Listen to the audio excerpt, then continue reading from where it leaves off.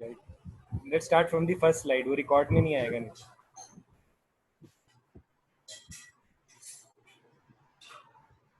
Yes. Are we recording? Hello. Yeah, we are recording. So starting with pulmonary stenosis.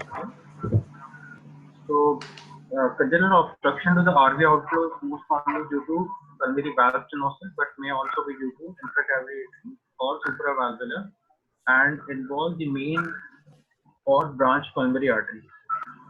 Pulmonary stenosis at some level, with or without associated region, occurs in 25 to 30% of all patients with PH. So we have already discussed this could be valvular, subvalvular, supravalvular. So valvular generally can have three morphology.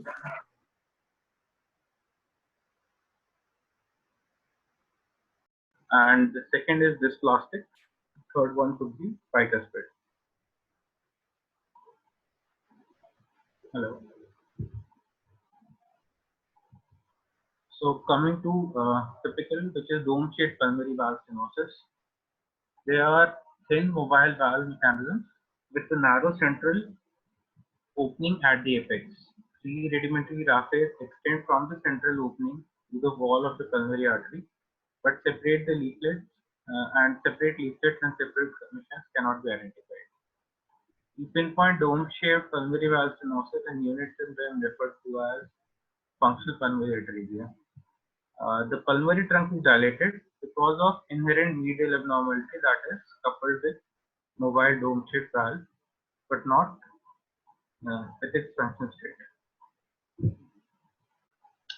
The jet from the stenotic valve breaks up upon striking the apex of the pulmonary trunk, and due to the physics of jet dispersion, it is believed to account for the larger size of the left branch.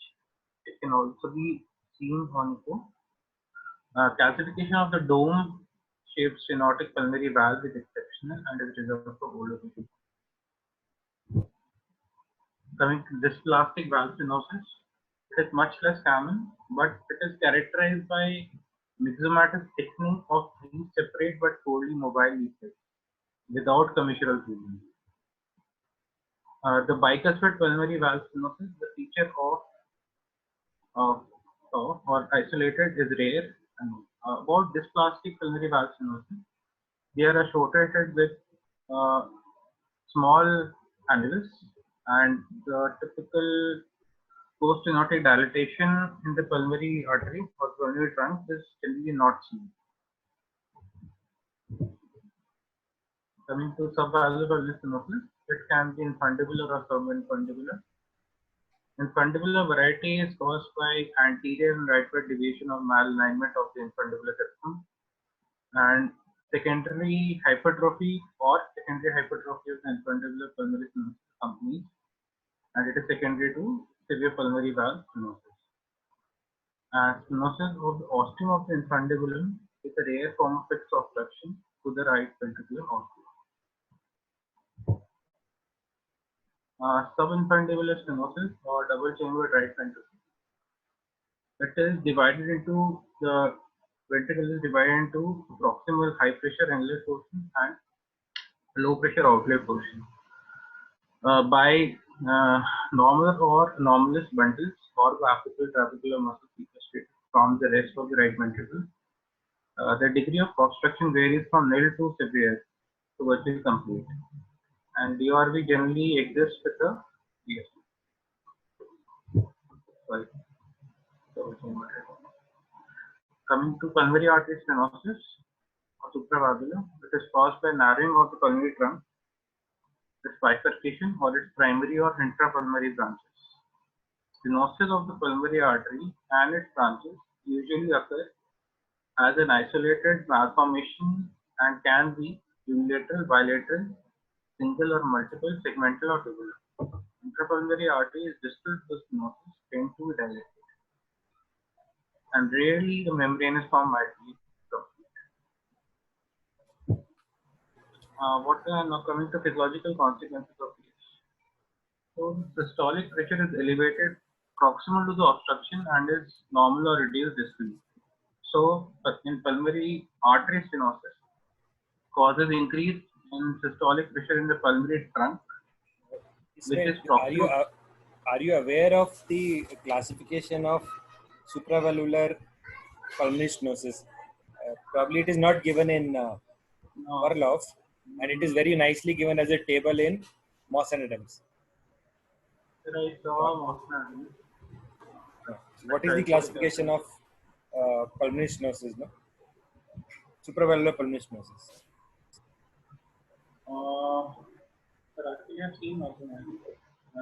एक बार पढ़ लेना guys classification, ठीक है? So it's Sir, not written could you name it again? Ramila, yeah. So it's not written in new version of Pulmonary. It is not written in. ये chapter में नहीं है.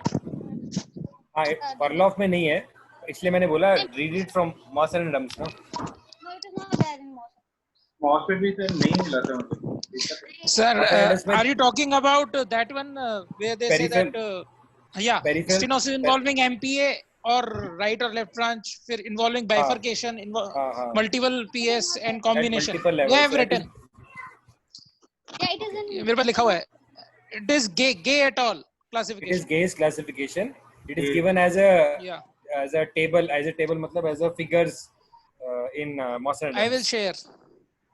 Yeah. It is not there in this chapter, sir. New book. हाँ sir मेरे को नहीं मिला था. So he will share. I will share. Okay. So the gross morphologic response of the right ventricle to pressure is as pressure overload to increase the thickness of the free wall and the septum. Cavity generally remains normal or becomes normal. So this elevation of the right ventricular pressure is accompanied by muscle mass increase, and it can occur according to the stage of development. If it's fetal or neonatal, where the myocardium is immature, so it is along with the hyperplasia of the muscle cells, there is a concomitant increase in number of capillaries. So the ratio of myocardium to capillaries remains normal. And in the adult, it only responds to hypertrophy, but there is no change in the capillary network. So the neonatal myocardium is said to be better adapted to generate higher pressures necessary to overcome obstruction. And this, as this process gradually increases, patient has RV failure. This process is exacerbated by tricuspid regurgitation. RV failure may occur in infancy with the neonatal obstruction is severe, and right ventricular output decreases with a failing ventricle. So adequate tissue oxygenation can only be maintained by increasing tissue extraction, oxygen extraction. So as in exercise, this happens and which might result in peripheral cyanosis. But in patients which have a patent foramen ovale or ASD, central cyanosis may be observed due to result of right to left shunt when RA pressure exceeds LA pressure. Progressive hypertrophy and decreased compliance of the RV or myocardial failure with subsequent dilation will lead to central cyanosis in some initially well compensated. So when the degree of valvular stenosis is severe enough, cause a decrease in fetal right ventricle output. Larger than normal atrial right to left shunt is established in utero. This condition in Perloff it is said as critical pulmonary stenosis, and the RV is often hypoplastic and because of severe hypertrophy and the effects of reduced flow through the RV during development. So at birth, these patients are cyanotic and have systemic or suprasystemic RV.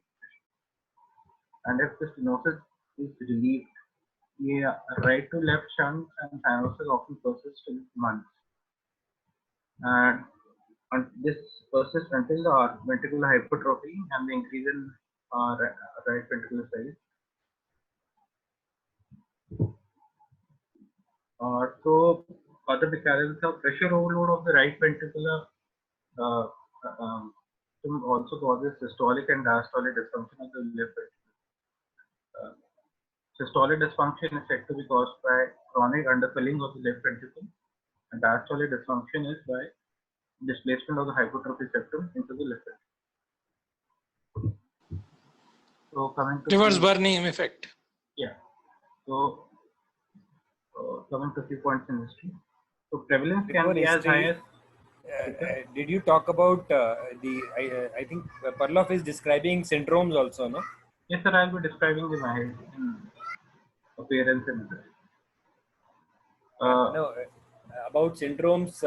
इसी में ही शायद described है initial chapter. हाँ sir, मतलब मैं आगे बताऊंगा. Okay. ठीक है. If you're telling that. So typical dome-shaped pulmonary valve stenosis prevalence is as high as 10% of congenital cases. Gender distribution is equal, and same is for dysplastic pulmonary valve stenosis. So the murmur of pulmonary stenosis is usually discovered at birth because the conditions necessary for it are present. The murmur of the pinpoint pulmonary stenosis might be soft, and murmur at non-precordial thoracic sites, which might be there in pulmonary artery stenosis, are generally overlooked because of rapid breakthroughs. And history of a first trimester maternal rubella arouses suspicion of pulmonary artery stenosis. What do you mean by the statement murmur of murmur of pulmonary stenosis is usually discovered at birth because of anatomical and physiological conditions necessary? What does it mean? Sir, भाई one birth के ऊपर pulmonary artery pressure decrease हो जाती है, तो artery pressures increased हैं और artery pressure कम है, so there is a good murmur. So generally पहले वो नहीं होगा fetal side पे because of increased pulmonary artery pressure. Generally there should be murmur, there is sufficient gradient enough to produce a murmur. Yeah. So whenever the patient is having a severe pulmonary stenosis, so there is a significant gradient which exists and can create murmur which is auscultable at birth. That is why stenotic lesions present earliest. Although PA pressures at times are systemic and you may not be able to appreciate this murmur because of high PA pressures, and secondly, what Parloff mentions as you are saying, because of the rapid breathing sound which happens. Okay. Yeah. Last statement is important. Previous slide. History of first trimester maternal rubella arouses suspicion of pulmonary artery stenosis. So, are you aware? कौन से week से पहले does it cause the manifestations? Before which week, sir? This week, sir.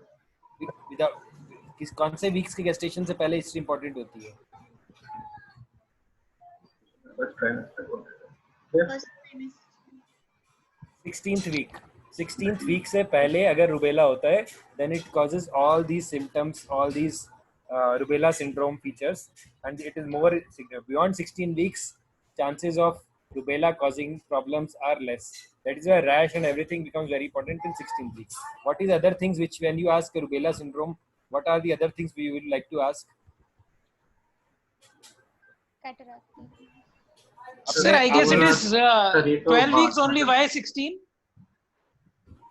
By textbook, it is 16 weeks. I understand first trimester you have added 4, 3 are 12. Yeah.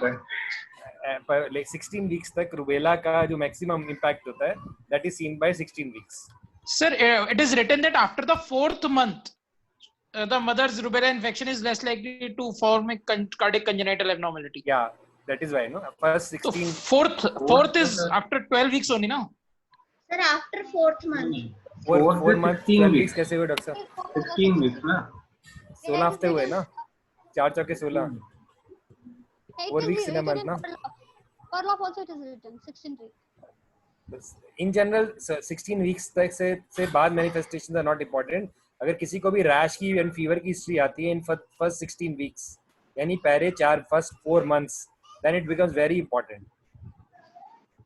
Okay. And what are the other? क्या history लोगे अगर history आती है? What are the features of rubella syndrome? Mother में और history क्या पूछोगे?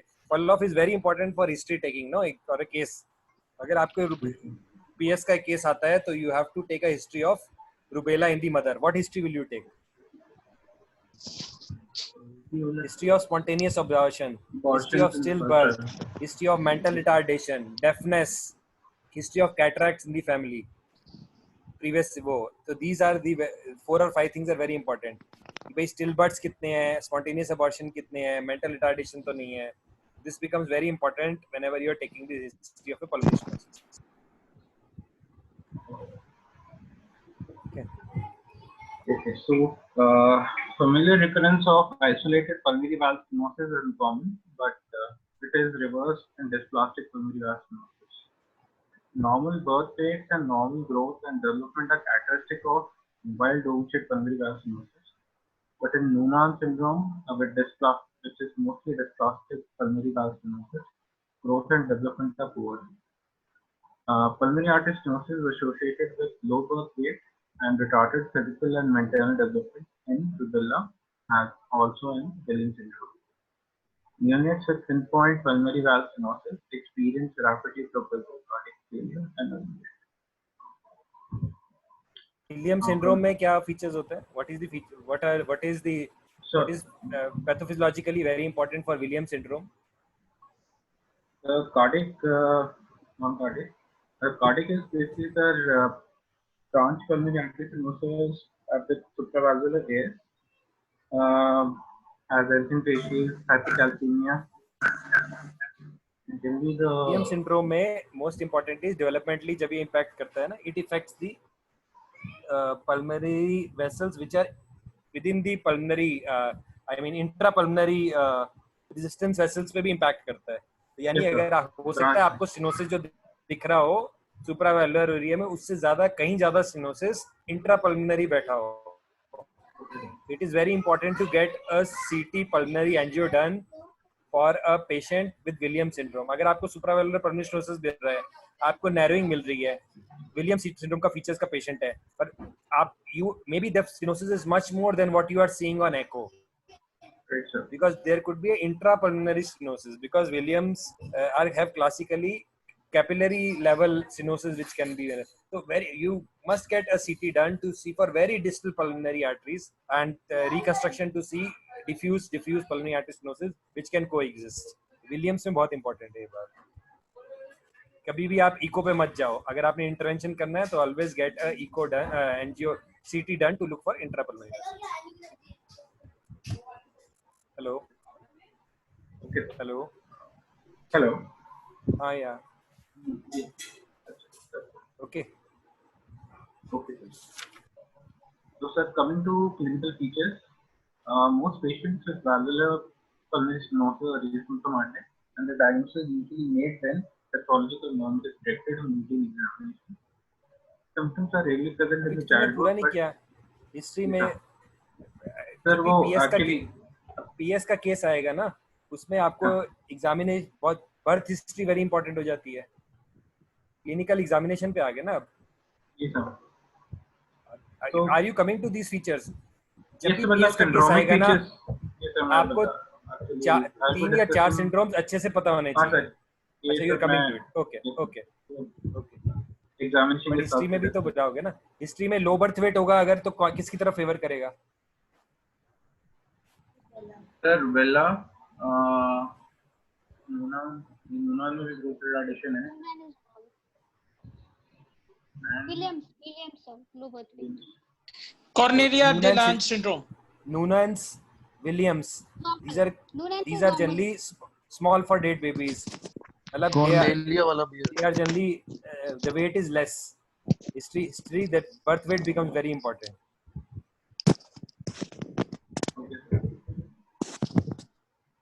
I think you are coming to syndromes later. Yes, I'll be covering them in examination. क्योंकि PS में syndromes are important. Okay. So the longevity of the patient depends on 3 variables. What is the initial severity of stenosis? Whether a given degree of stenosis remains constant or progresses, and whether the function of the afterload right ventricle is preserved. Afterloaded right ventricle. So the normal pulmonary valve orifice increases linearly with the body surface area. which might or might not correlate with the somatic growth. The orifice of a stenotic mobile dome-shaped pulmonary valve increases with age. In mild pulmonary valve stenosis, intensity usually remains mild, but moderate to severe tends to progress. Stenosis of pulmonary artery and its branches generally do not progress, but fibrous thickening and occasional amplification are responsible for increasing the degree of stenosis in older adults. Initial symptoms usually consist of exertional dyspnea and fatigue, which is due to the inability of the RV to increase the output in response to exertion. Cardiac output is inadequate even at rest when the hemodynamic burden is imposed on the right ventricle, which leads to RV failure, which is the most common cause of death. So, giddiness and lightheadedness, again, due to a fixed cardiac output. Chest pain due to right ventricular mass or ischemia. Sudden death has also been noted due to RV infarction or abnormal right pulmonary artery. Hemoptysis due to dilated and thin-walled pulmonary arteries, aneurysm distal to the stenosis of pulmonary arteries. And cyanosis may be observed in patients with atrial communication. So, children with sorry, can you give a slide? Sudden death has been attributed to right ventricular infarction and abnormal right coronary artery. How does right coronary artery cause a problem in this? But if it's between pulmonary artery.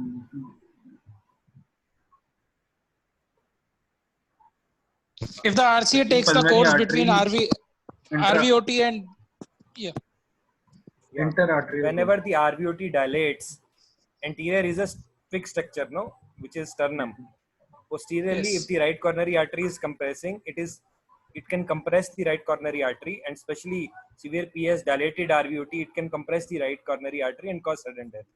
First statement is most important: giddiness and lightheaded. Any patient with pulmonary stenosis, if he is asymptomatic and is coming to you with some giddiness, lightheadedness, it is not a small. I mean, it's a very it is an ominous feature. If you remember, Parlov कहानियां सुनाता है ना, उसने कहानियां भी सुनाई है कि patient may be asymptomatic when suddenly it can deteriorate. These giddiness and lightheadedness are the initial symptoms of these patients who come with sudden syncopes. So never in PS, never underestimate giddiness or lightheadedness, because it just points to that there is at some point of time the cardiac output is getting compromised, or there is a significant right to left shunt which is happening during exertion. Rest so you know. Hemoptysis is particularly a feature with many of the Williams patients, because intrapulmonary things are more commonly involved in those particular. Children with valvular stenosis usually exhibit normal growth and development regardless of the severity of the obstruction. Spotting is extremely rare, and if it's present, we should look for TOF. And infants with critical pulmonary stenosis are cyanotic at birth, and the cyanosis may be severe enough to be life-threatening. Although the right ventricular cavity is often relatively hypoplastic, atrial communication is usually large enough to maintain the cardiac output and prevent the right heart failure.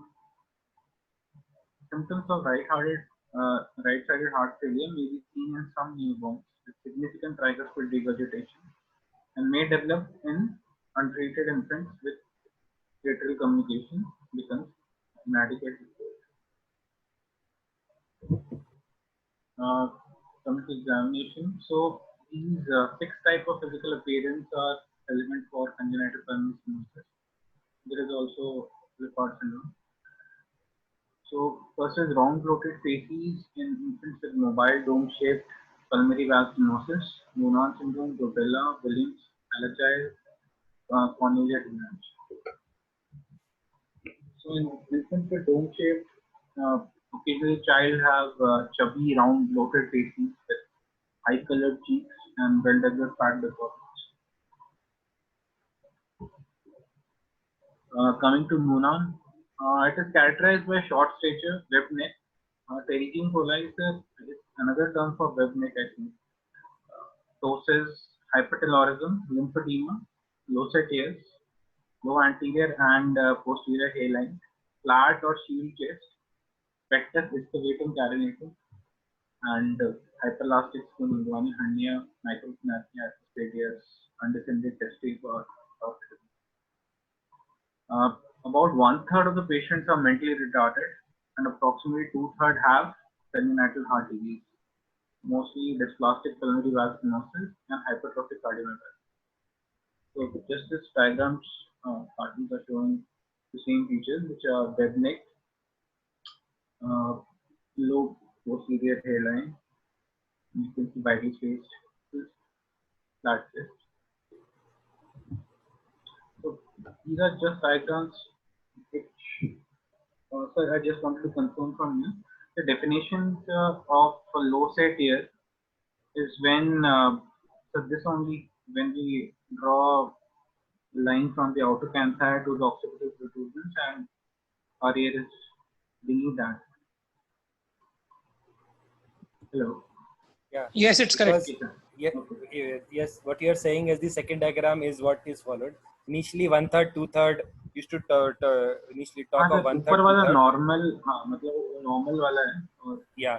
So but अगर 1/3 से कम है तो मानते थे. Now it is clear. The definition is very clear. It should be totally below this to the tragus से लेकर. Sorry, tragus should be below the line drawn from the angle of the eyes to the occipital. And then a word about hypertelorism. Generally, sometimes they are asked. So there are three things which we know. This is the inner canthal distance. This is the outer canthal distance, and there is a interpupillary distance. And this is the this length is called palpebral-facial length. So according to that, we divide into normal orbit, telecanthus, which is also called as pseudo-hypertelorism, and orbital hypertelorism. So if generally only the medial canthus distance is increased, and the outer canthus distance is not increased. It is said as telecanthus. In true orbital hypertelorism, the outer canthal distance, the inner canthal distance, and the interpupillary distance all have to be increased. Only the palpebral-facial length is the constant. So coming to rubella syndrome, it is characterized by cataracts, retinopathy, deafness, hypotonia, dermatoglyphic abnormalities, and mental retardation. Stenosis of the artery and its branches and patent ductus arteriosus are the most frequent types of coexisting congenital heart disease.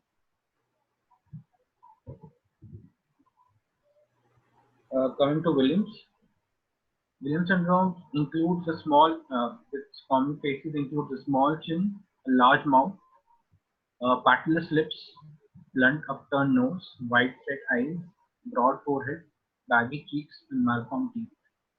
And the most common diseases are congenital diseases are pulmonary artery stenosis.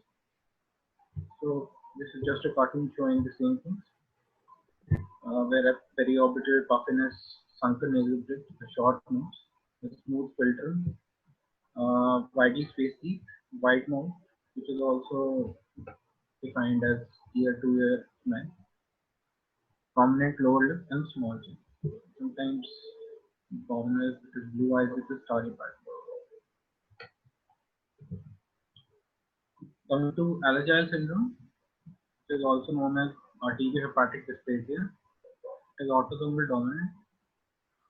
Disorders with abnormalities of liver, eyes, kidneys, and skeleton.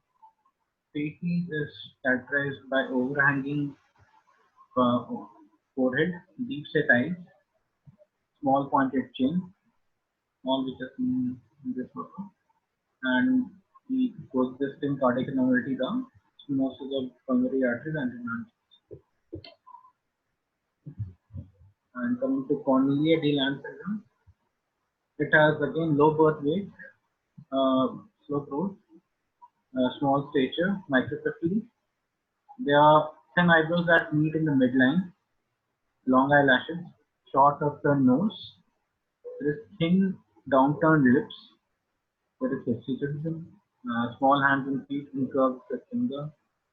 Cleft palate, missing limbs or portion of limbs. The incidence rate of pulmonary artery vasculosis is reported in 30%. And there is also the Part syndrome, which has branch pulmonary artery stenosis along with software response and lentil. Coming to pulse. So when the PS is severe, it is accompanied by RV failure, especially cold-testing LV failure.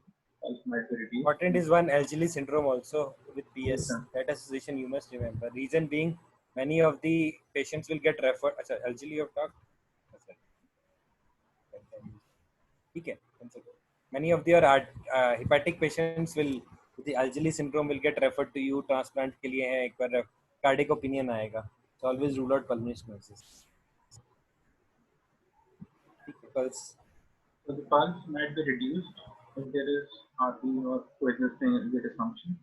And asymmetric right left brachial carotid pulses might be encountered in patients who have coexisting supravalvular responses. Coming to JVP, they have giant A waves. So sometimes we might feel a pre-systolic liver pulse via the inferior vena cava, which is corresponding to the giant A waves. And with the advent of RV failure and tricuspid regurgitation, these A waves are accompanied by a V wave. So in the liver, we might see both pre-systolic and systolic pulsations. Inspection and palpation. The thrill associated with pulmonary valve stenosis is maximum in the second left intercostal space with radiation upwards and to the left, cause the intrapulmonary ejected directed upwards and towards the left pulmonary artery. When the secondary hypertrophic subpulmonary stenosis coexists, the thrill might be downwards in the third or fourth intercostal space. Palpation of the RV impulse is, this is in a child, best achieved by applying fingertips between the ribs along the external lid during full held expiration, or by applying a single fingertip against the diaphragm in the subsequent area. And this required technique is used in infants with rapid respiratory exertion.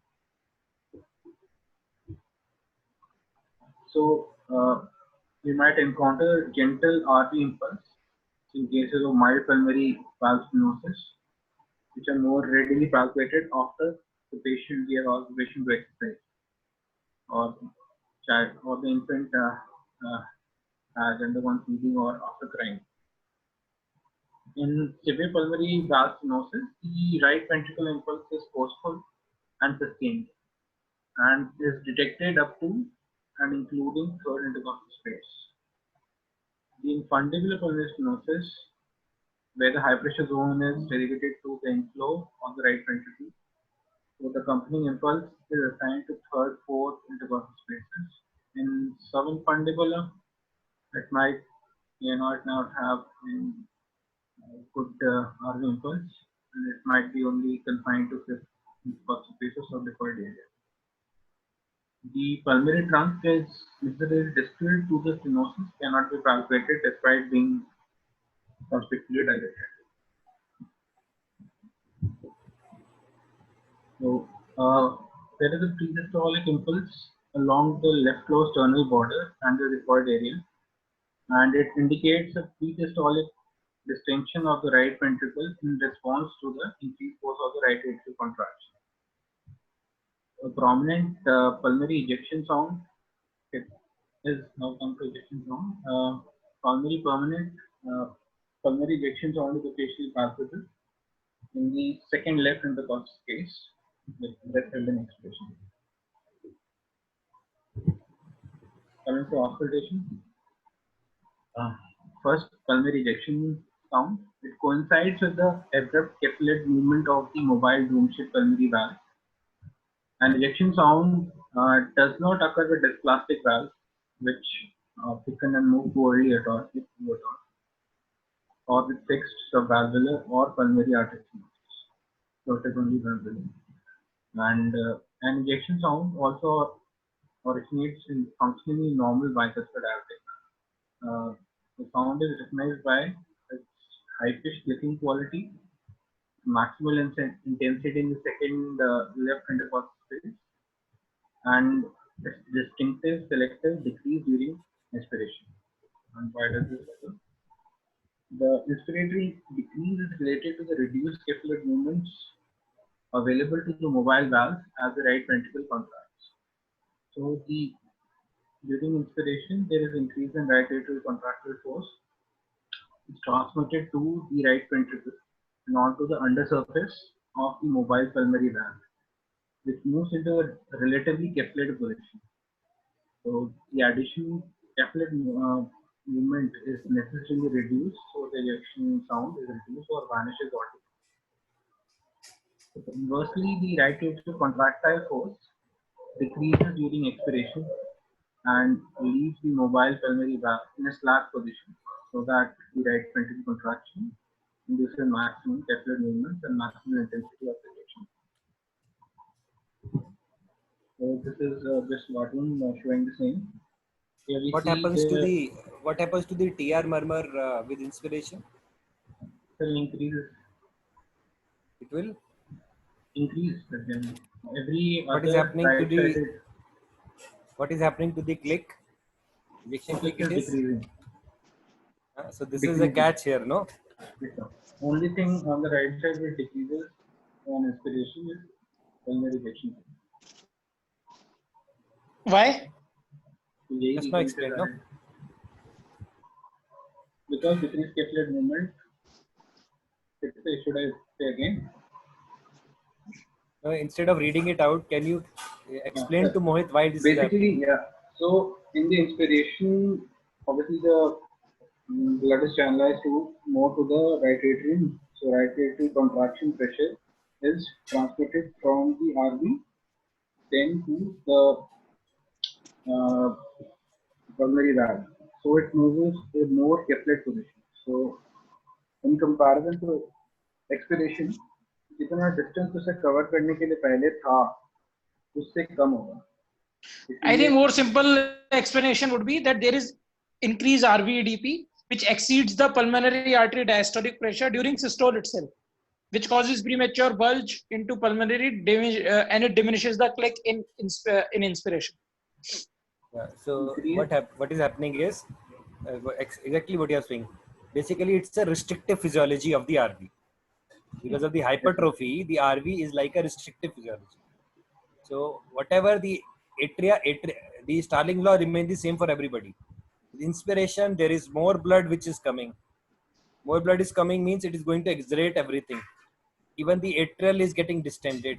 When atria is getting distended, the A wave is also exaggerated. A wave is also exaggerated. That means ventricular filling is happening in a restricted ventricle only with the A wave.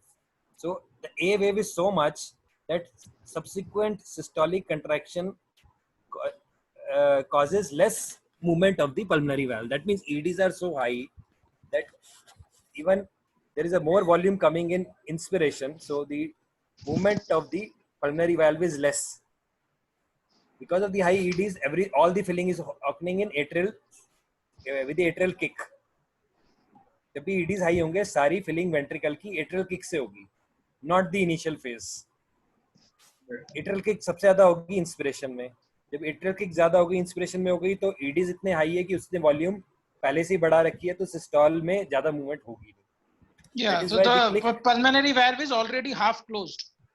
It's already half closed because of high EDs, because of maximum filling occur in the end of diastole towards the A wave, just before the systolic excursion has to take place. Everybody is clear, no? So all the murmurs are going to increase except for click with the expiration.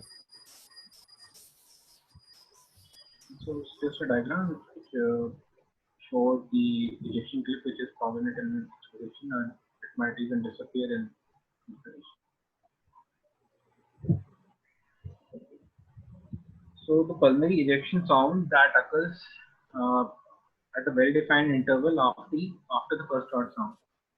is generally a sign of mild pulmonary stenosis, and the ejection sound that merges with the first short sound is a sign of severe pulmonary stenosis. And fibrosis and calcification in older patients impair the mobility, so ejection sound disappears or decreases altogether. So the distance between the S1 and the ejection sound, if it's more, then it's mild. If it's less, then it's severe. So why is this? So it is also, it's a constant click. Yeah, this is clear, constant click, not phasing. If the interval between the first start sound and the ejection sound varies with the stenosis, yani distance hoga, you will be able to appreciate both the sounds clearly if it is mild. जैसे severe होता जाएगा, ये appreciation कम होता चला जाएगा. It is clear to everybody, no?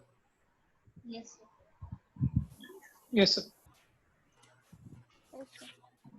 Then the maximal precordial site is the second intercostal space. The prominence of the murmur in the third intercostal space occurs with secondary hypertrophic pulmonary stenosis. The murmur radiates upward or to the left because the intrapulmonary jet is directed the same way. And the loud systolic murmurs radiate to the systolic suprasternal notch and the base of the neck, especially on the left side. Intensity varies directly with the degree of obstruction, but intensity per se is not necessary index for severity. So in this cartoon, again we have actually showed the phonograms in first, second, third, fourth intercostal spaces. You see the maximum intensity at the second intercostal space, and the next more intensive in the first intercostal space. It goes upwards, but the third and fourth much more diminished intensity. So when pulmonary stenosis is mild, the RV remains normal, so a symmetric systolic murmur which ends before the aortic component of the second artery. So like this, it starts and it is almost decrescent symmetric, and it stops before the aortic component of second artery. But when stenosis gradually increases and becomes severe, murmur extends beyond the aortic component, which it may partially or completely obscure. And if it still much more becomes increasing severity, then it becomes asymmetrical, peaks later, and it can be seen in this cartoon.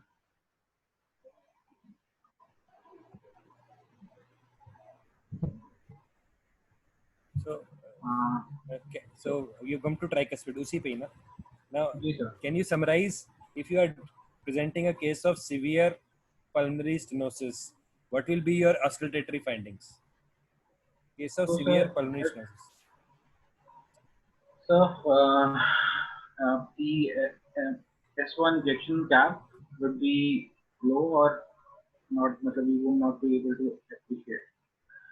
Then ejection, the murmur would be long, and S1 S2 ऐसे बोलो ना, S1 S2 फिर उसके बाद S2 would be wide, and we might encounter RVS3, and the ejection murmur is long, late peaking, asymmetrical side shape, and S2. Intensity of the murmur is generally an indication of severity, although it may not be present in every case. You have to take all the points of murmur, no?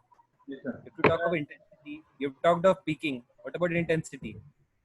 Intensity varies. The book says he had actually noted the severity markers in the end. White split S2, elongation systolic murmur, late peaking, short S1 ejection click interval. I'm not sure about RVS3 and reduced Raphson S3. Murmur के characteristic में intensity is also important. And I don't think RVS3 will be there until unless there is a TR or there is associated. S4 would be there. Yes. RVS3 ASD के साथ होगा ना sir? नहीं RVS4 sir RVS4 ASD होगा तो होगा शायद। S4 का हाइपरट्रोफी की वजह से ASD के S4 साथ क्यों होता है? Associated. Why does S4 occur? Mayank ये suicidal है। So what you said is very much important, that you must understand why S3 occurs and why S4 occurs. No, S3 means is what diastolic.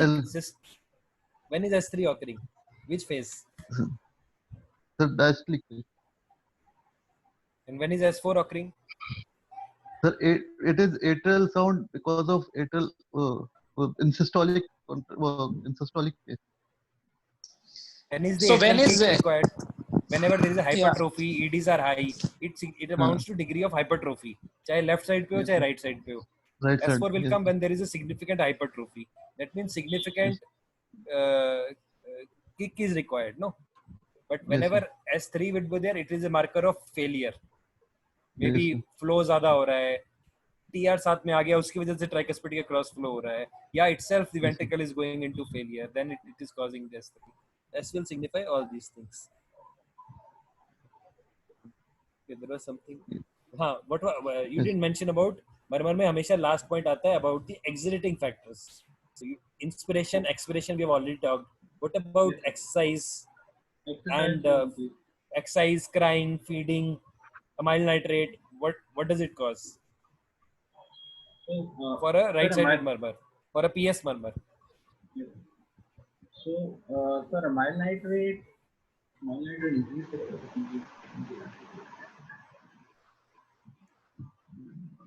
Oh. Sir, exercise and other things will decrease. Crying, feeding. Hello. Yes, sir. But amyl nitrate is क्या करेगा बताओ? What is it doing? Increase, sir. Amyl. Why? Exercise से क्या किया? Sorry, what did you say? So exercise से exercise, crying, feeding. इन सब से sir ये decrease मतलब murmur decrease होगा. इन सब से increase होगा. Increase होगा sir. Exercise, feeding, crying, amyl nitrate, इन सब से murmur की intensity increase होगी. You must understand what is going to increase. No, the intensity of the murmur is going to. Intensity of the murmur is a very good marker, but is not the what they say index of severity. मतलब ऐसा नहीं है कि अगर आपको severe intensity मिल रही है, एक तो हो गया peaking you have talked. Intensity मतलब कि आपको बहुत loud murmur मिल रही है. Murmur is loud. There is a high chance of intensity being high. There is a high chance of a stenosis murmur. But अगर intensity low है तो जरूरी नहीं कि हो सकता है आप severe pulmonary stenosis मिस कर रहे हो. Index is intensity is a marker. अगर severe PS मिल रहा है तो आपको intensity high मिलेगी. Vice versa is not true. Why?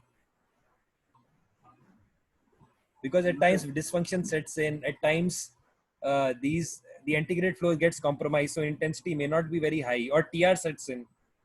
But in the absence of dysfunction or a TR, the intensity of murmur would always go with the severity of the murmur. ये परलॉफ में से तो परलॉफ ही तो है ये सारा. ये तो परलॉफ है सर. उसी के अंदर लिखा है कि तीन चीजों में डिक्रीज करेगी इंटेंसिटी. परलॉफ तो एग्जामिनेशन के लिए बहुत इंपॉर्टेंट है. ये एग्जाम में केस के लिए ये सब चीजें इंपॉर्टेंट है. Anything else? नहीं सर. और TR. Okay, so TR पे चलते हैं. TR is polysystolic murmur and accompanying the right failure, and its features are high intensity, the location which is left lower sternum bottom, or the right sternal edge, and it selectively increases during inspiration. So there is another murmur which is described, which is a low intensity diastolic atrial murmur, which is attributed to the presystolic flow across the pulmonary valve. So it is the same thing because there is a powerful atrial contraction which is against the raised RBDP, which leads to which exceeds the diastolic pressure in the pulmonary trunk. So the pulmonary valves opens before the onset of ventricular contraction, permitting presystolic flow and murmur. It is very rare. It is Yes, very, sir. very. It is, I don't think so you will pick up, but the phonograms in the Perloff show. In fact, it is so rare that we have reported a case. We have reported a case where the patient is surviving with a severe pulmonary stenosis with this antegrade flow of atrial kick. Okay. We have demonstrated it on echo, how the atrial kick is maintaining the antegrade flow across the stenotic valve. We have published this case also. But उस case में भी आप ऑस्कल, so it is very rare. So practically exam में ये बोलना कि मुझे एक सिस्टोलिक मर्मर मिल रही है जो एट्रियल किक की है और लो इंटेंसिटी है, उसके साथ if you are saying so, then patient will have a severe features of constriction on the right side. यानी बाउंडिंग ए वेव्स होंगी, अच्छे खासे पल्सेटाइल लिवर होगा, severe pulmonary hypertension होगा. That means atria is so dense. I mean, it is not able to generate his own systolic lick. Most of the filling occurs when atria contracts. Sorry, ventricle is not able to generate when atria contracts, and whole of during that particular phase only, it gives the antegrade flow towards the end of diastole in a very early systole, which causes a low systolic murmur. It's very, very rare. Yeah, but how is this murmur? But how is this murmur even different from a severe TR, flow murmur of a severe TR? This is pre-systolic. Okay. TR का murmur would be a mid-diastolic murmur. Okay. This is a pre-systolic murmur. This will come just below. This is because of the atrial kick. This is a systolic murmur. That's a diastolic murmur. This is an antegrade murmur. That is a lot of difference. Systolic murmur. No, sir. This is a diastolic murmur only. This is atrial systolic murmur. This is a diastolic murmur. That is why I'm trying to. This is what is happening is atria is pre-systolic accentuation. Yeah. Atria is contracting. The blood is going to the RV and then going antegrade to the pulmonary valve. So it is like a ejection systolic murmur. Very soft. Very soft. It is coming with atrial kick. That is called. It is because of the atrial kick. This line is confusing you. Low intensity atrial systole. Atria systole की कोई murmur नहीं होती. Basically it is a murmur across the pulmonary valve because of the atrial kick. Okay. So other or soft diastolic murmurs have been attributed to low pressure pulmonary vegetation. Dysplastic or calcific pulmonary valves are rarely encountered. And murmurs associated with pulmonary artery stenosis are typically confined to systole, but exceptionally might continue to diastole. Accompanying murmurs are heard anteriorly in the vicinity of the second, left, or right intercostal spaces, or are heard peripherally in the axillary and back. So this cartoon is just showing that while pressure traces are taken from the peripheral to central pulmonary arteries, there is a pressure gradient, and through the phonogram we can see the systolic murmur in the vestibular pulmonary.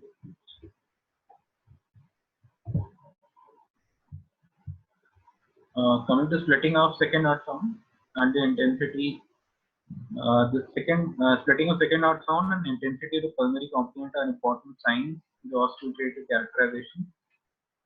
In typical mobile dome-shaped pulmonary stenosis, the intensity of the pulmonary component varies from normal to inaudible as the severity increases. And however, the timing is more important than the intensity in the assessment of severity. The more severe the stenosis, the longer duration of the right ventricular ejection, and the later the timing for pulmonary valve closure, hence the wider the split. So we can say that the degree of splitting is proportional to the degree of stenosis. And the degree of split may become fixed in severe stenosis as a result of fixed cardiac muscle quality.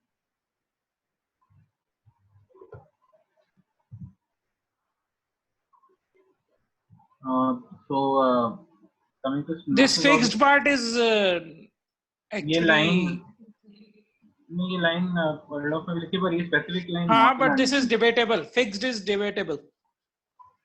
यार मतलब मेरे को logical इसलिए लगता है कि yes तेरा stroke volume तो इंक्रीज नहीं कर पा रहा तेरे आरवी पे. Because the only mechanism of action which is working here is that there is increased hangout interval, increased RV ejection time. So P2 will पर अंटे फिर inspiration या expiration में तो differences जब भी nullify होंगे ना when there is an interatrial communication. Otherwise तो नहीं होने चाहिए. It will change with inspiration and expiration.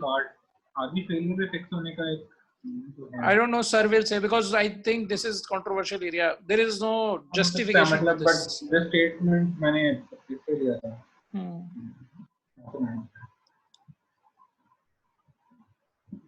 Then coming to stenosis of the pulmonary artery and its branches. Sorry, मेरा mic off था. I kept on speaking about fixed. Hello. जी sir. Hello. So just go to the previous slide. Yes. मेरा mic off था, शायद मैं वो fixed वाली कहानी बोले जा रहा. हाँ सर, हम ये फिक्स्ड डिस्कस कर रहे थे कि this is controversial, it can be why. और मैं उस पे I was responding and I was speaking, but I realized my mic is off. I just switched it on. So actually, I don't think that you should be using fixed word in case of severe pulmonary stenosis. Yes. ASD because of the compliance can lead to fixed, but it becomes so wide that at times it becomes very difficult to appreciate the variability, especially ASD साथ में associated हो. But don't use the word fixed in exam. You will get because trapped. We cannot describe it hemodynamically. It is not. It will be absolutely.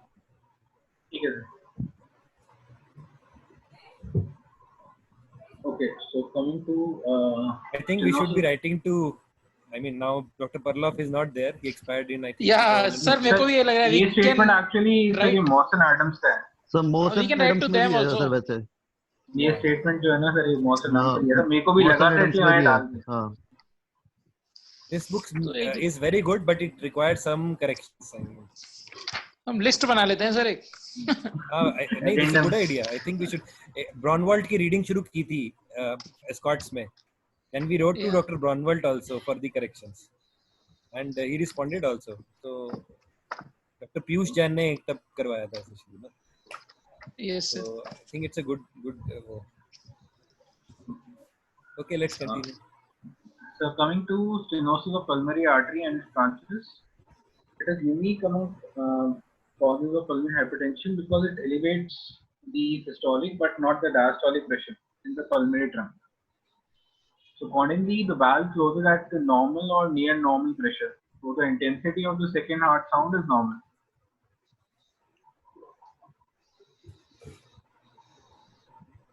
So finally coming to severity markers, which we have discussed: wide split S2 and long systolic ejection murmur, peak of murmur late in systole, a short S1 ejection click, RVS4 and reduced or absent S2. Coming to ECG, the ECG can be somewhat useful to assess the severity of the obstruction. 40 to 50% patients with mild stenosis might have a normal ECG.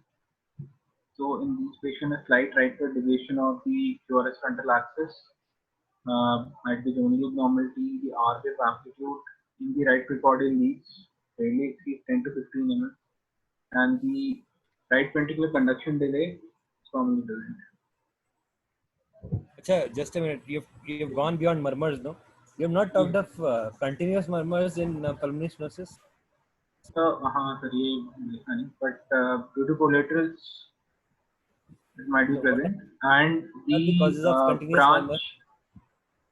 So due to collaterals and the branch artery stenosis, though generally they are limited to systole only, but sometimes they may go into diastole also.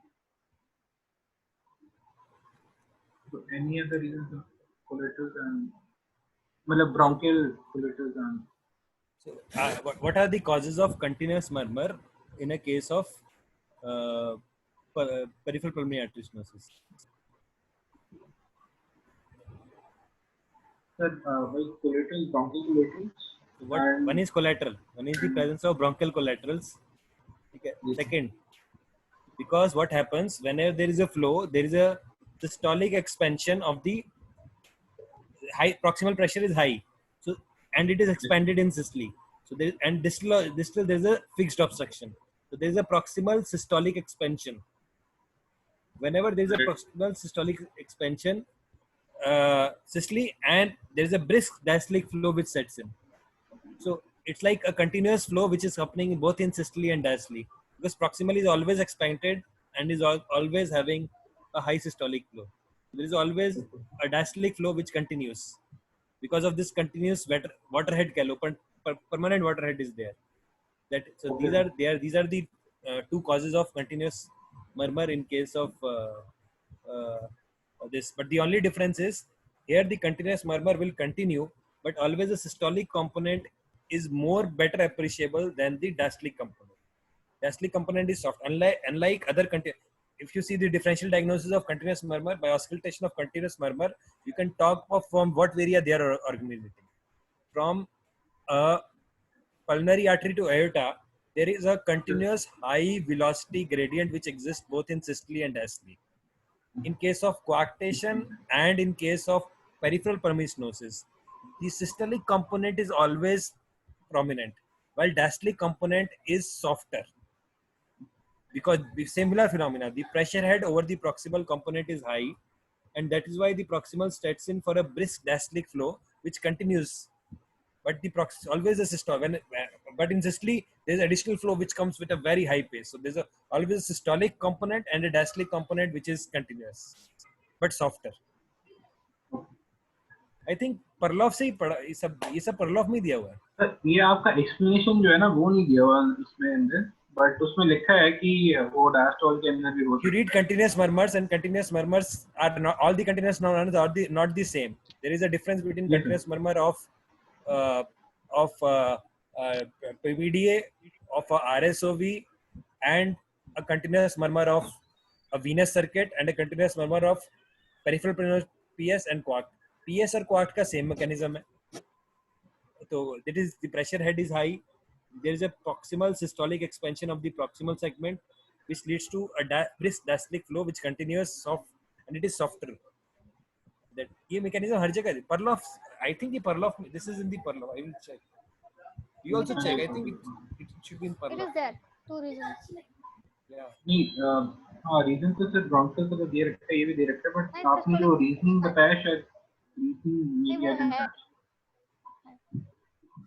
Okay, so let's continue.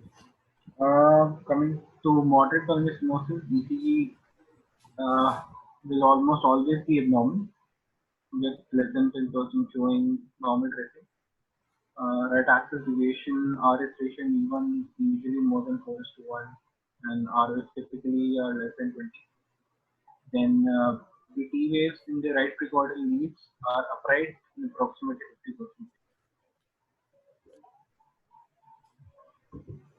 Coming to severe pulmonary stenosis, the mean frontal QRS axis is usually more than 110, and not uncommonly extreme right axis deviation is seen. A pure R, RS or QR is the usual pattern in the right precordial leads, and R waves are more than 20 usually. RS ratio in V6 maybe less than 1. T waves are upright or inverted in right. This more than 20 mm is in V1 only. Okay. This is V1. I'm talking about V1. Then T waves are because there is a actually you can predict the severity of pulmonary stenosis. Okay. I'll be talking, sir. Then it is possible to estimate the right ventricular pressure and patient between 2 to 20 years of age. So pure R wave is present in VR4 and V1. So this is R wave in millimeters into 5 to approximate the right ventricular systolic pressure in millimeters per minute. Occasionally, infants with severe stenosis in whom RV may be hypoplastic or more leftward axis might be expected, and they may show a superior axis, sometimes accompanied by conduction abnormalities, also has been described in some patients with stenosis. and there may be a correlation between these findings and Noonan and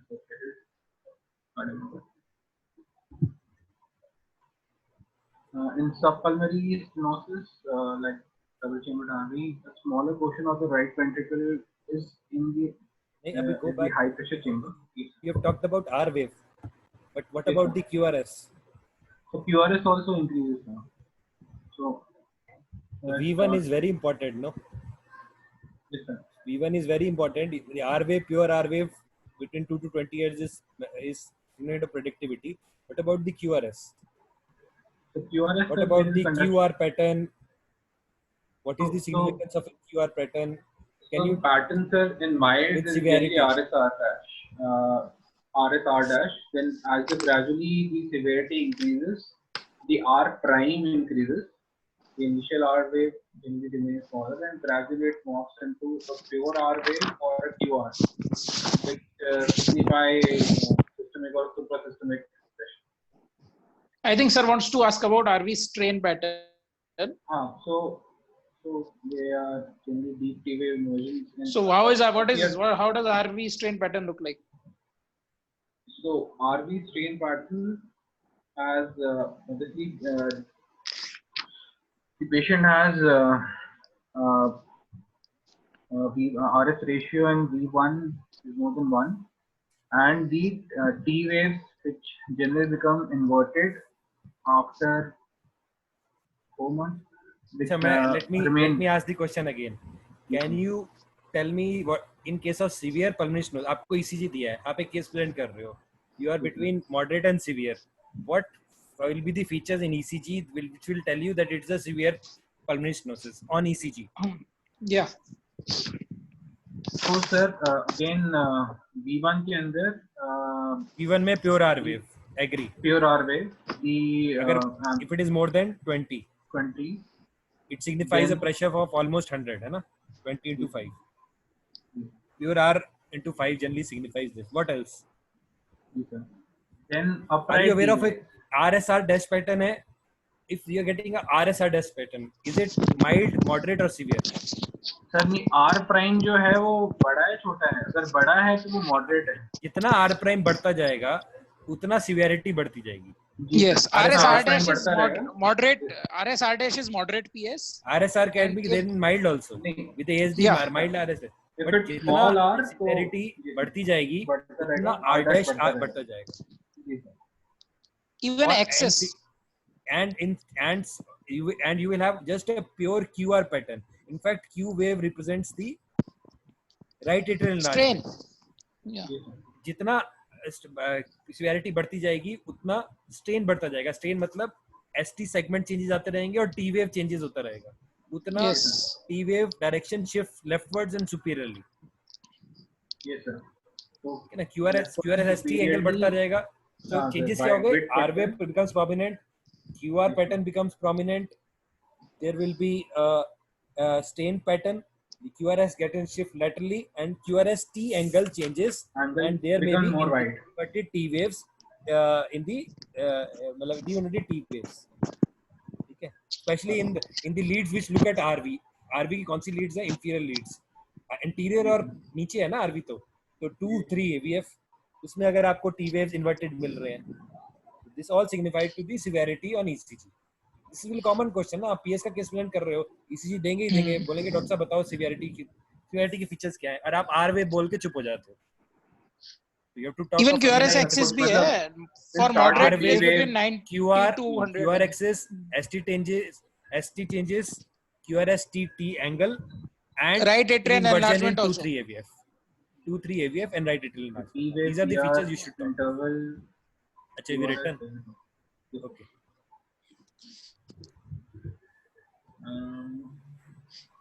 इसको एक tablet form में मैं डाल दूंगा बना के. ये exam के लिए इम्पोर्टेंट है. Next you were talking about subpulmonary. Subpulmonary, so a small portion of the RV is in the high pressure compartment, so the degree of RVH in these V1 through V3 is appreciably less than expected on the basis of severity of the stenosis. Just a ECG showing You can see there are tall P waves in the area and RVH easily, and it is pure R wave. Along with it, you can see that there is cove Z segment and inverted T leads in the right and mid pterygoidal leads, with deep S wave in the left pterygoidal. The V1 to V3 V4 और V4 the T inversion है, and ऐसी coving है थोड़ा initial downslope के अंदर V1 to V3. So this is an 8-month-old female with mobile dome-shaped pulmonary valve stenosis. Again, in this you can see tall PH in the lead 2, and right atrial P waves abnormality in lead 1 is characterized by negative.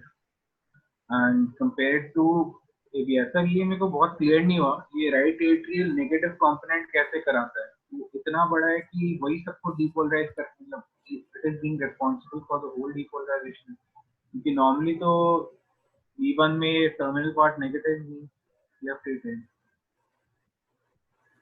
So anybody who can explain this? Let's look at all the features. No, बाकी सारे ECG, QRS, ventricular features सब clear है ना? Your concern is why there is in V1 there is a mitral जैसी picture, यही है ना? जी सर जी. Hello. जी sir. Your concern. So what happens when there is a ये बच्चा है ना? What happens in children when there is a severe pulmonary stenosis? You yourself said no. Infants में क्या होता है? इन्फेंट्स के अंदर में होगा कि मतलब एसी बस बढ़ जाएगा और मतलब आरबी धीरे से छोटा हो जाएगा और सारा flow will go through the AC to the right to left hand. So infants में it manifests as a biventricular hypertrophy. What happens in Noonans? What is the ECG picture of a Noonan? ECG से आप बता सकते हैं Noonan syndrome है. Is there a characteristic feature of Noonan syndrome on the ECG? Are you aware of it? No sir. Noonan से biventricular hypertrophy होती है. Extreme axis deviation. Noonan में extreme axis deviation होता है. Right sir. हाँ मतलब ये तो Noonan से there will be almost a QS pattern in the inferior leads. There will be a QRS pattern, यानी broad सा QRS हो जाएगा, ऐसे जैसे splintered QRS pattern होता है almost. And there will be a biatrial enlargement because both the ventricles are hypertrophied. This is ECG में, these are the features. ECG can also point towards the syndrome. One of them is Noonan's. I mean, important of them is Noonan's. So basically, they manifest as both the atria enlarged.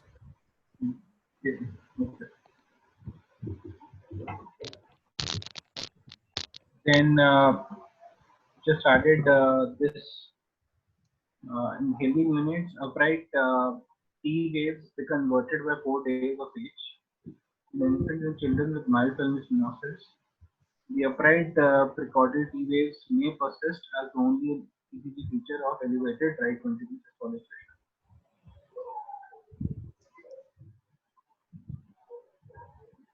Coming to chest section, the most distinctive feature in valvular stenosis is the prominent main pulmonary artery segment resulting from post-aortic dilatation of the pulmonary trunk and sometimes end.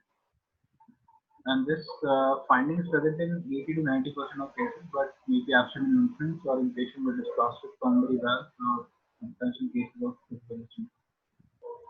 The apex of the heart is usually rounded and pointed downwards. The right atrial segment may be prominent and more commonly in patients with associated PR or AS. Left aortic arch is virtually always present, but right arch may also be. Heart size and pulmonary vascularity are usually normal in patients with mild to moderate stenosis. In absence of RV failure, even with severe obstruction, only mild cardiomegaly is seen. When heart failure develops, there is marked cardiomegaly results due to right atrial and right ventricular enlargement, and pulmonary vascularity is decreased due to reduction in pulmonary flow. Cardiomegaly is commonly present in infants with severe or critical pulmonary stenosis, and pulmonary vascularity is typically reduced because of large atrial right to left ventricle. In Noonan syndrome, in contrast to Turner, ascending aortic arch dilatation is rare.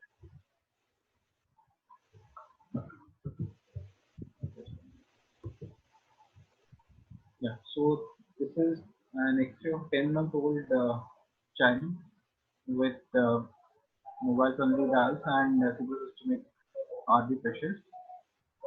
They show that the pulmonary vascularity is reduced and pulmonary trunk is dilated.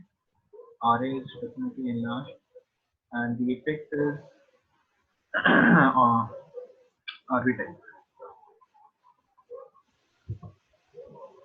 So, coming to radiologic signs of pulmonary artery stenosis, which includes zones of segmental hypovascularity that correspond to the location of the arterial vein, and areas of fusiform intrapulmonary dilatation beyond the zones of stenosis.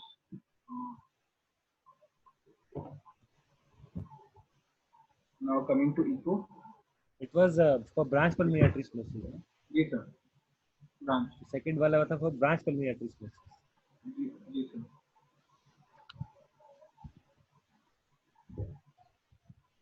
Coming to echo. Okay. This clearly demonstrates typical features of the stenotic pulmonary valves from the standard and high pass on the short axis and long axis view, as well as subcostal position. The leaflet usually appears prominent because of thickening. Systolic motion is restricted with inward curving of the tips of the leaflets, also known as doming. Associated features such as post-stenotic dilatation of the main and branch pulmonary artery can be seen. RV hypertrophy, contractility of the RV, as well as anatomy and function of tricuspid valve apparatus. So this is again a diagram showing. You can typically see that there is doming of the leaflets of the pulmonary valves, and the main pulmonary artery is dilated. The annulus is smaller of the pulmonary artery in comparison to aorta, and the Doppler through the stenotic wall shows a mosaic pattern, which suggests there is turbulent flow. So, continuous wave Doppler scan establishes the velocity across the stenotic pulmonary valve, from which the peak instantaneous gradient can be taken. So normally, we use Bernoulli equation, which is pressure gradient is equal to 4v square, where the velocity which we take is distal to the obstruction. But in cases in which we have a subvalvular obstruction too, we have to take v1 also, which is proximal to the obstruction. So in this feature, we are again integrating the ortho tract, and here we can easily see there is a asymmetrical profile in the Doppler, so which suggests that there is a secondary subhypertrophic subpulmonary stenosis also. So sir, this I have taken from ESC. This is most of the adults. I don't know about pediatric. It is same almost. So grading of pulmonary stenosis on echo is mild is when the peak velocity is less than 3, moderate 3 to 4, and severe is more than 4. And peak gradient charge less than 36, 64, and more than 64. So other things in dysplastic pulmonary valve, we can see there is thickening of the valves, and which are immobile, and there will be no characteristic doming seen in the typical cases. The pulmonary annulus is also hypoplastic, and supraannular narrowing of the proximal main artery is also often present. Means normally in the other case, in the mobile case, it is dilated, but in the dysplastic case, it is not. Posttraumatic pulmonary artery dilation, which is seen in classic epilepsy.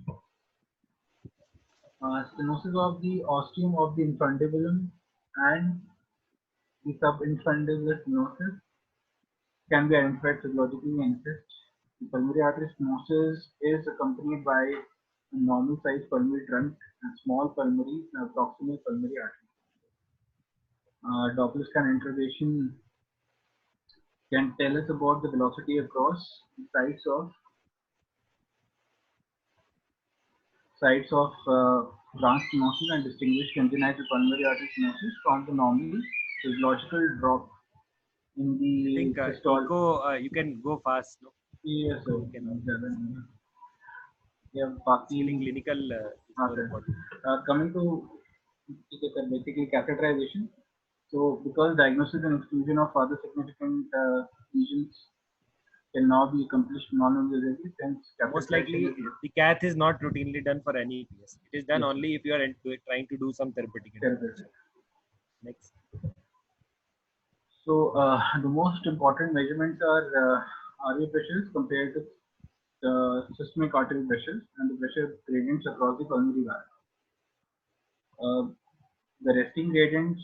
We are not going to take the patient on cath table and say ki the gradient is this, now I'm coming back. No, the decision has to come on the echo, and then if you are going to the cath table, that means you have to balloon it. So no point in taking endole catheter and then withdrawing a gradient and then saying coming. You have to take the beforehand only. Yes, sir. Okay, so in patients with normal cardiac output, classification of severity of pulmonary stenosis is routinely based on these measurements. If RV pressure is half than the ventricular pressure, left ventricular pressure, or a valve gradient is less than 35 to 40. In moderate stenosis, the RV pressure is greater than half, but less than 75% of ventricular pressure. So the gradient is 40 to 60. And the severe stenosis defined when RV pressures are more than 75 of the LV pressures and the gradient of more than 60%. Again, coming to angiocardiography, which is basically to see about the location and severity of pulmonary stenosis. And we generally take EP, renal, or lateral. So this is again mild, moderate, severe. Just profile. Differential diagnosis.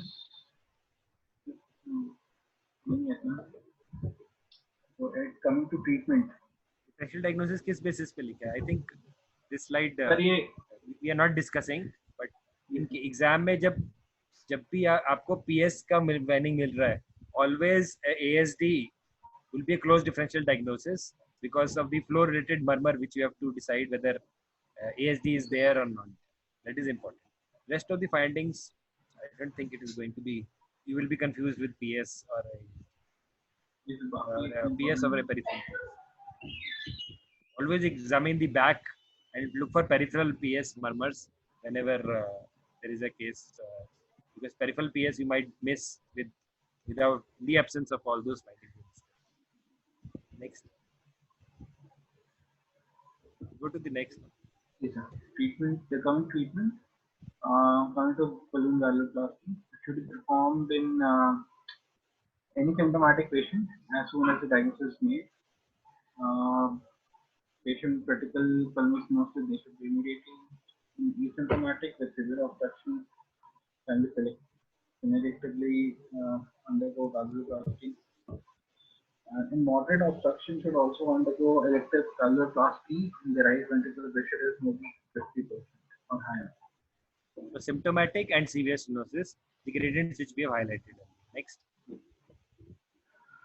Okay, so I haven't covered in detail and valvuloplasty, just an overview. So BPV we will talk anyway. We have to discuss procedures. So I think we can jump this slide also. No? You know, BPV, the message is that always we take a balloon which is 120% and never exceed generally 140%. That means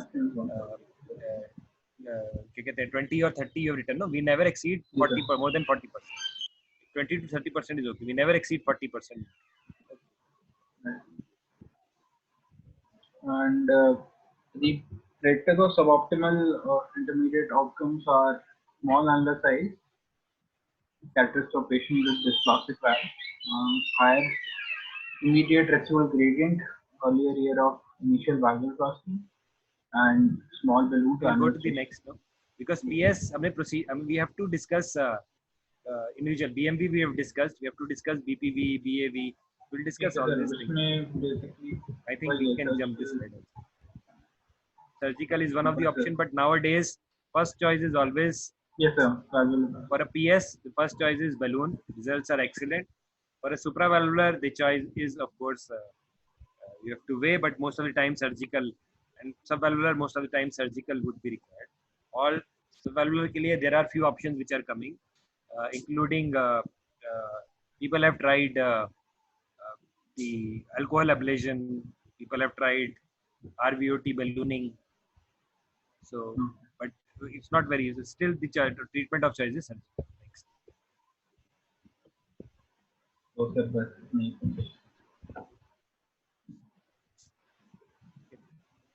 PR is left, no? Sir, वो PR रहता है थोड़ा सा.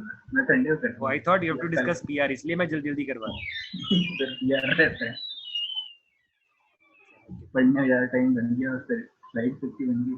We have a patient next week of severe pulmonary valve subvalvular stenosis. So if they want to get it done without surgery, only if your surgeon allows it.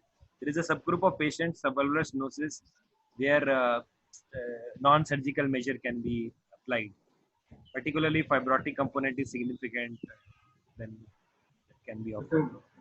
So what do you plan to do? It is debatable, but as of now, the treatment of choice is surgery. For a supravalvular, you have to go by the Guy's classification, which Mohit has shared on WhatsApp. If it is peripheral PS, which is Williams, which is going inside, then of course ballooning and stenting remains a choice. If it is in the main pulmonary artery segment, surgical option would be a good option, depending the type of peripheral PS on the Guy's classification, which is there. Natural history. Has he discussed natural history? No, he has not discussed. Natural history is very important for PS because you have to consult the patient many a times. So can you talk about natural history? If the patients have mild stenosis, they generally don't progress. But trying moderate to severe stenosis generally progress. And patients who have critical stenosis, pulmonary stenosis at birth, generally in the first 6 months, if they are not, the mortality is 50%. So what? Next class कौन सी है? I mean Epstein. Epstein. Next कौन सी है? Epstein है sir. कौन present कर रहा है? मैं ही